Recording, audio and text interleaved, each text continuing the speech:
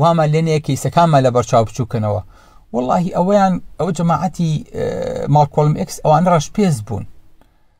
قزیەی فەڵەستینیش کاتی خۆی قزیەی ئیسلام بوو کە چوون بەلای خەلیفەی موسڵمانان و عوسمانیەکان، دوای بچووکیان کردەوە کردیان بە کێشەی عەرەب و ئیسرائیل، دوای بچووکیان کردەوە کردیان بە کێشەی دووەلی جیوار، دوای بچووکیان کردەوە کردیان بە کێشەی فەڵەستین، دوای ئێستاکەنە ماوەتەوە کێشەی غەزە، 4 ڕۆژی تر بەس ئیکەن بە کێشەی حەماس.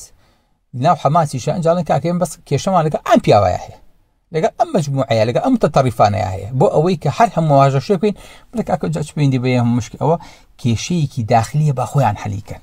نا باوکی من، ئەوە کێشەی هەموو ئومەتی ئیسلامیە. بۆیە ئەگەر لە هەر شوێنێکە شکات هەبوو ئەبێ هەموو ئومەتی ئیسلامی بەدەمیەوە بچێ و فریای کەوێ، ئەگەر هەر بە چەکیش دەستی پێی نەگەی و چەکی دوعای هەیە ئەتوانێت بە چەکی دوعاکان فریایم کەوێ.